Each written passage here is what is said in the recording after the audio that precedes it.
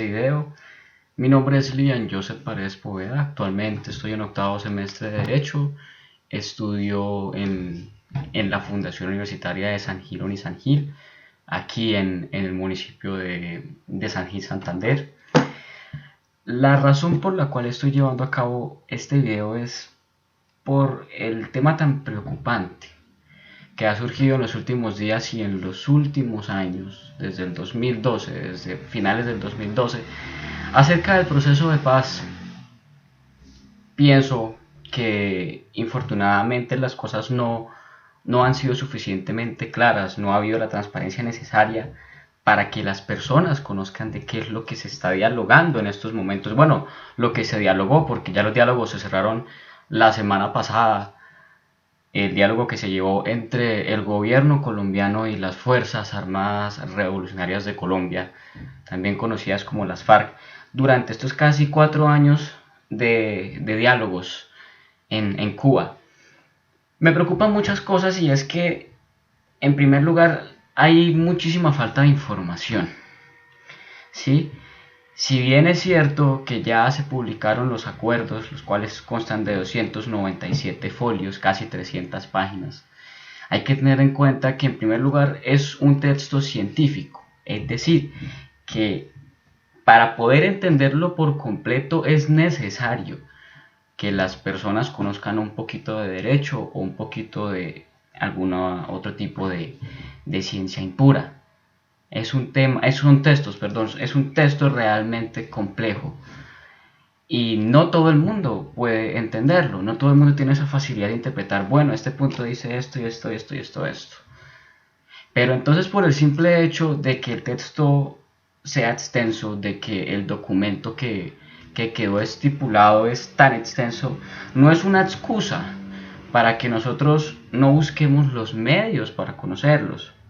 Sí, el gobierno nacional está fallando en lo siguiente, y es que en Colombia no todo el mundo ha podido ir a la universidad, o no todo el mundo estudia derecho para poder entender con claridad qué es lo que está estipulado en el acuerdo que fue firmado la semana pasada entre el gobierno nacional y las FARC. El gobierno, antes de que se llegue el 2 de octubre, que es el día en el cual ya vamos a ratificar nosotros los colombianos si adoptamos o si rechazamos lo que quedó estipulado en este acuerdo al cual llegaron, debe tomarse la responsabilidad de difundir de mejor manera lo que está estipulado ahí, de resumirlo, porque seamos realistas. Hasta yo, que estoy acostumbrado a leer muchísimo diariamente, pues uno, al ver un documento de 300 páginas lo piensa, y más si es un texto un poco complejo. Entonces ahí está el primer problema. Voy a procurar no extenderme tanto en este video, pero ahí está el primer problema. El gobierno nacional tiene que iniciar una campaña en cuanto antes, en la cual se divulgue de mejor manera, se divulgue en el español, en textos llanos, que todo el mundo pueda conocer claramente qué es lo que quedó estipulado, qué fue lo que se acordó. ¿Qué pasa aquí? Que infortunadamente los medios de comunicación, de telecomunicación colombianos, como lo son RCN, como lo son Caracol, en muchas ocasiones son muy sensacionalistas, son muy amarillistas. Yo me sorprendí porque la semana pasada que prendí la televisión, no acostumbro a ver ni RCN ni Caracol, debido a que sus dosis de sensacionalismo son tremendas, pero pues se me dio por poner las noticias.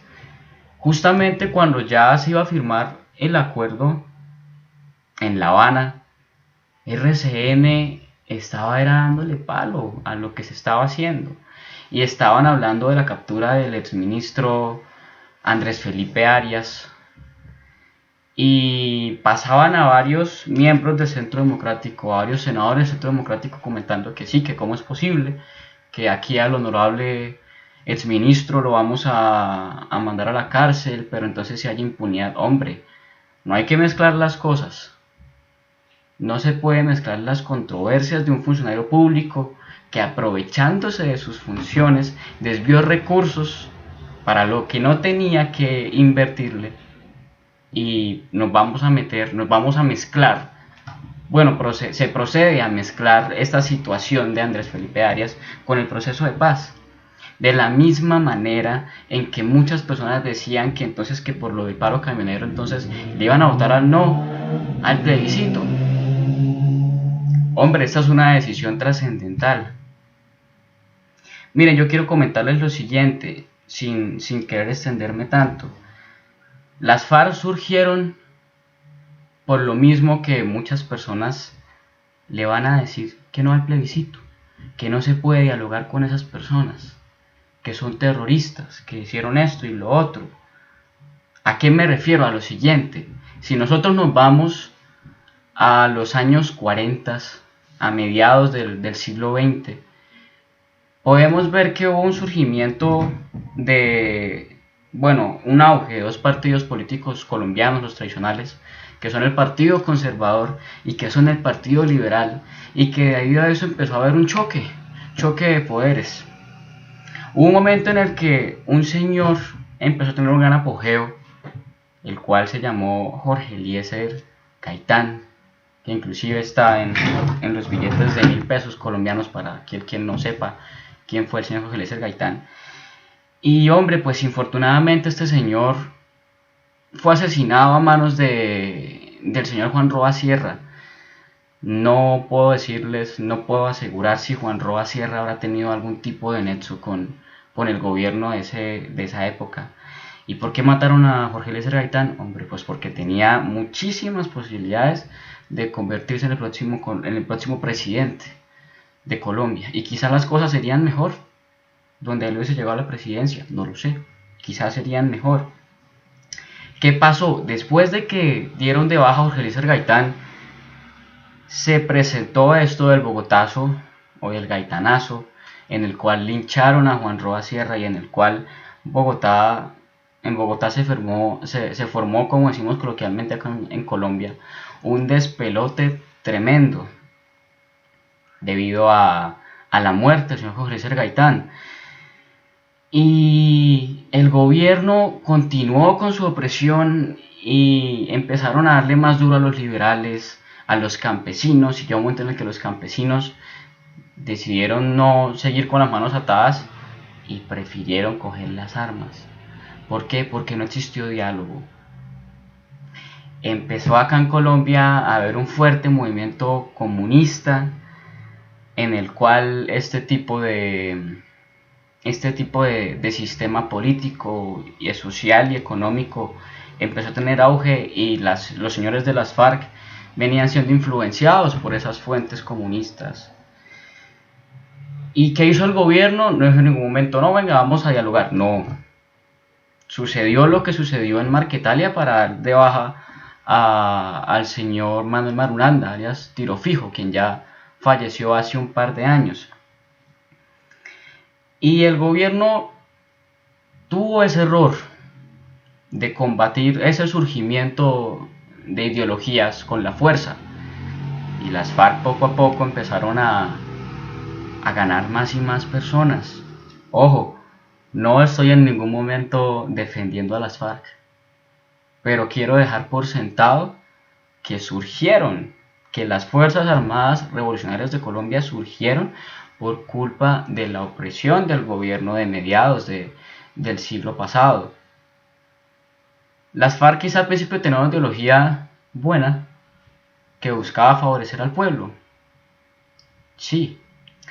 ¿Qué sucede? Que en los años 80, cuando empezó a acrecentarse esto del narcotráfico, ellos vieron el narcotráfico como una fuente de ingresos sólida para ellos poder sostenerse. ¿Y qué empezaron a hacer las FARC? Y que los empezaron a corromper y a desviarlos del camino que ya llevaban estipulado. Empezaron a secuestrar, empezaron a extorsionar, se metieron en el narcotráfico y empezaron a cometer delitos de lesa humanidad. Y desde ese momento hasta nuestros días ha sido así. Durante más de 50 años hemos tenido eso. ¿Por qué? Por la falta de diálogo, por el irrespeto a las ideologías, por no poder conciliar las diferencias.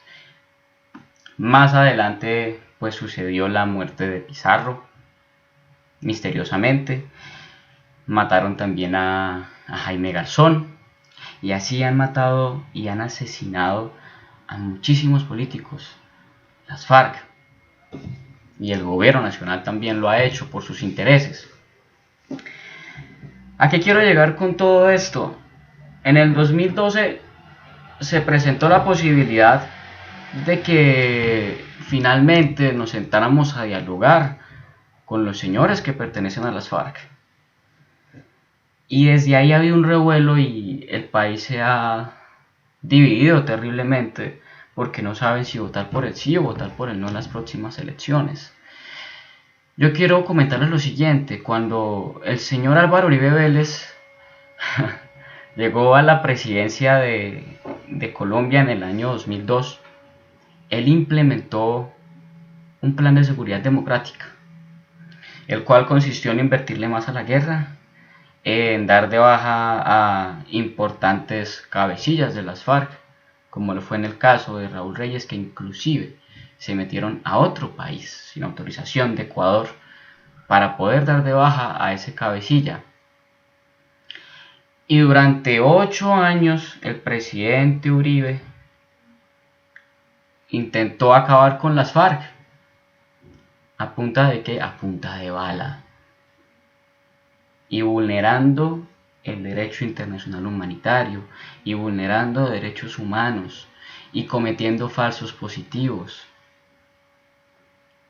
Y díganme una cosa: Álvaro Uribe Vélez consiguió acabar con las FARC en esos 8 años que él estuvo en el poder, en la presidencia de la República, contando inclusive con el apoyo de los Estados Unidos, poniendo en jaque a Colombia en relaciones exteriores con Venezuela en múltiples ocasiones, por ejemplo.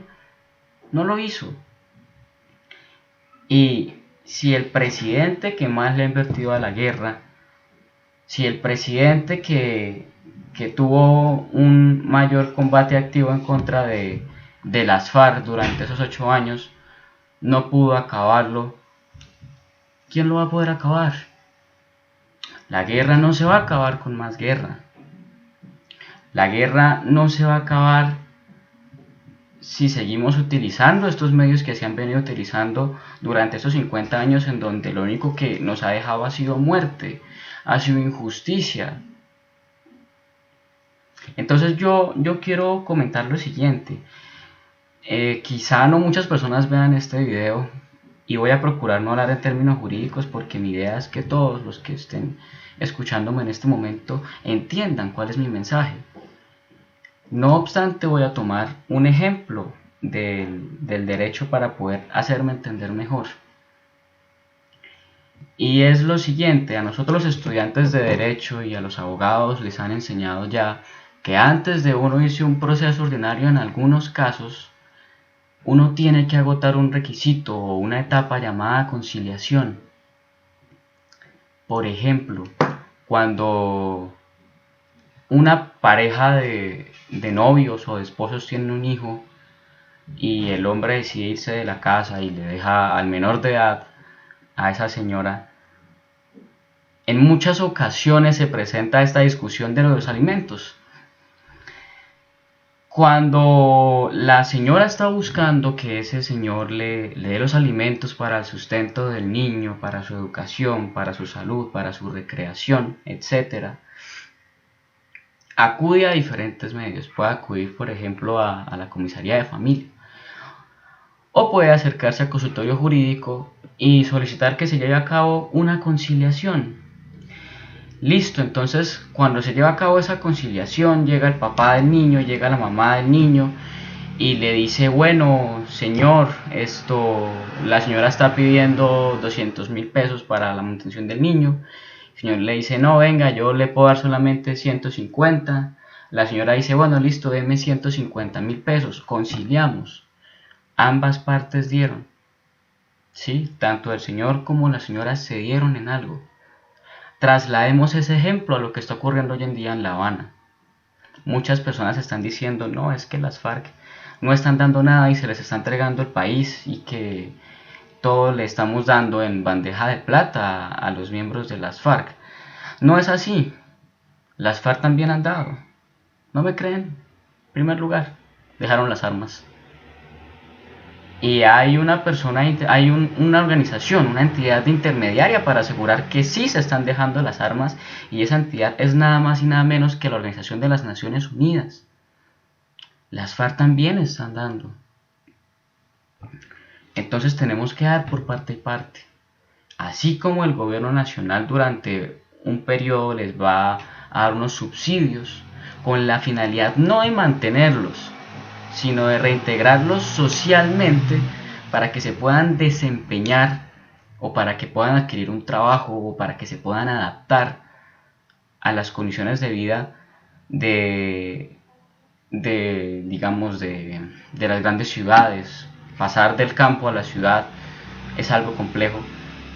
Las FARC dejaron sus armas y eso es un gran paso, es un gran logro, porque es que esas diferencias ideológicas ya no se van a combatir con bala, ya no va a haber muertos, o esa es la esperanza. Se van a entregar las armas y esas diferencias ideológicas se van a combatir mediante el diálogo, en la política, como siempre ha tenido que ser. Pero no, tuvimos que dejar que pasaran casi 60 años para que nos diéramos cuenta que el diálogo es la salida para esto.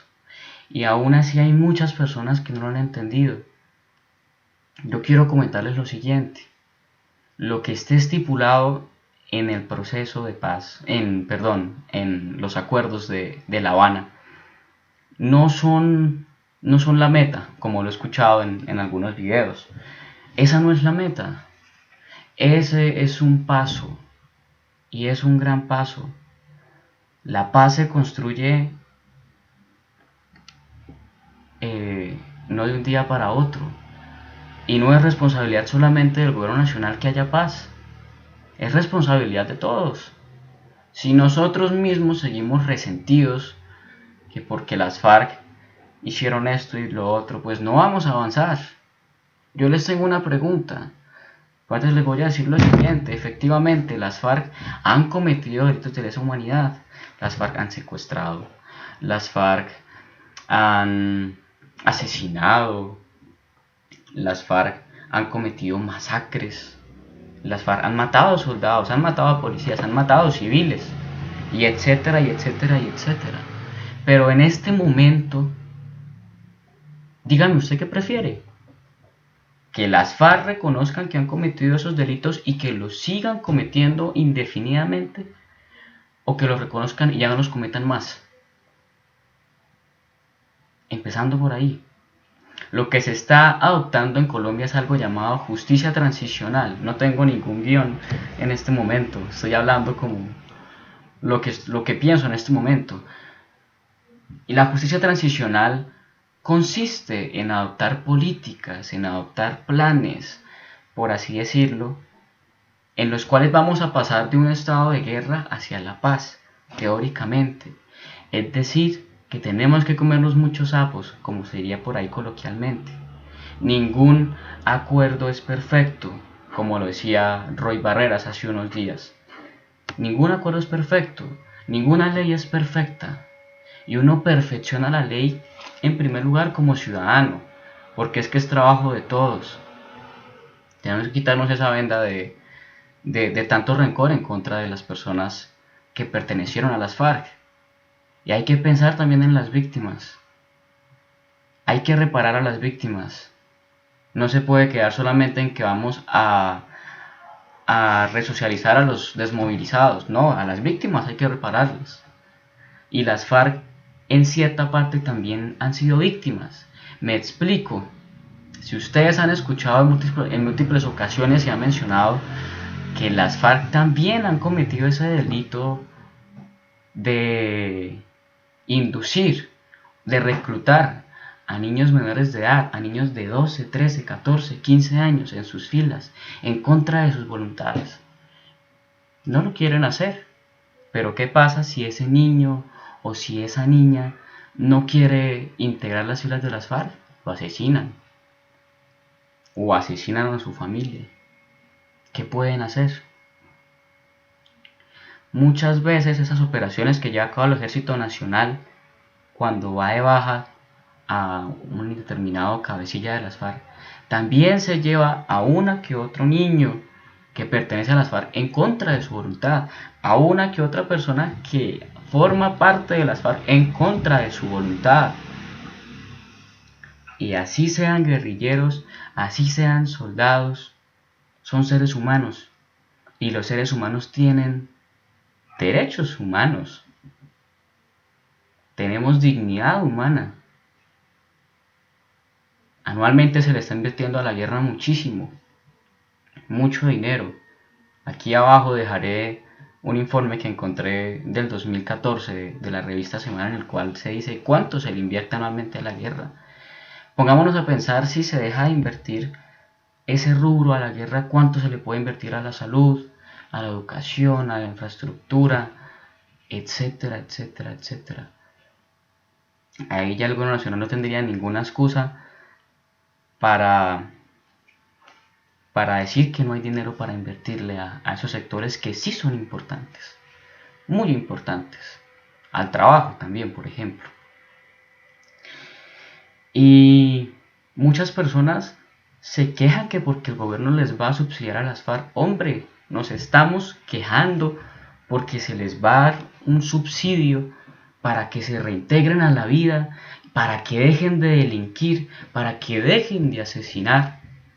Pero no nos hemos quejado estos casi 60 años porque se está invirtiendo en la guerra, porque se está invirtiendo en dotar a un soldado para que vaya y mate o para que lo maten. Eso no tiene sentido. Realmente, este 2 de octubre, Colombia puede hacer historia. Si lo hizo Irlanda, si lo hizo Sudáfrica, si lo han hecho otros países, dígame Colombia, ¿por qué no puede hacerlo? Nosotros como ciudadanos tenemos una oportunidad de hacer historia.